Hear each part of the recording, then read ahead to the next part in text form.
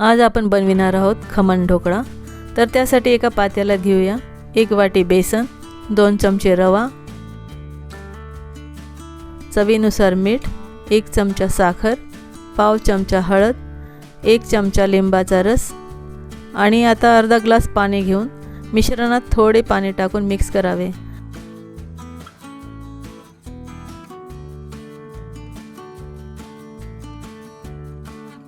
व पुन्हा थोडे पाणी टाकून एकजीव होईपर्यंत मिक्स करावे।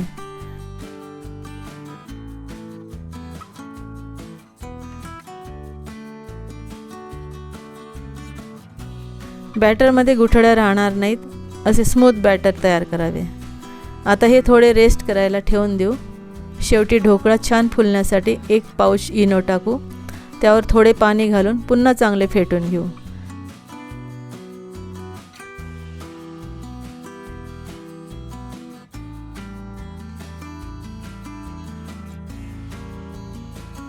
आता हे मिश्रण फुगीर होईल, त्यामुळे लगेचच एका काठाच्या ताटाला ब्रशने तेल लावून घेऊ।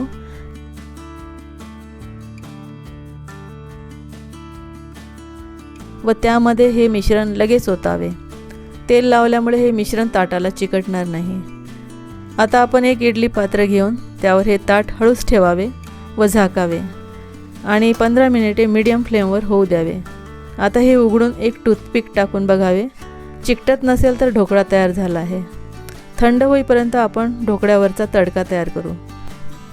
त्यासाठी गॅसवर तडका पॅनमध्ये घेऊया 2-3 चमचे तेल, 1 चमचा मोहरी, 1 चमचा तीळ, 2 ते 3 कापलेल्या मिरच्या आणि कढीपत्ता टाकून तळून घ्यावे।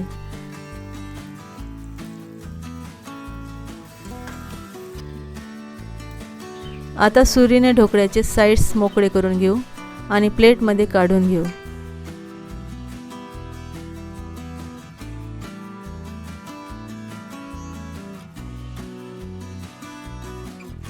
तुम्हाला पाहिजे तसे काप करून घ्यावे।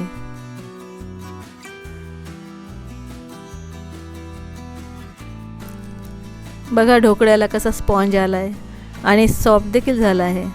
एका बाजूला उकळलेले साखरेचे पाणी देखील तयार केले होते, ते आता ह्या तडक्यात एकत्र करून घेऊ व ढोकळ्यावर चमच्याने टाकून घेऊ।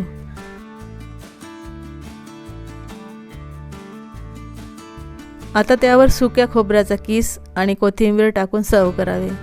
बघा ढोकळा दिसायला किती छान दिसत आहे आणि मऊ व जाळीदार देखील झाला आहे। अशाच घरगुती आणि टेस्टी रेसिपींसाठी सुनीताज टेस्टी टेबलला सबस्क्राईब करायला विसरू नका।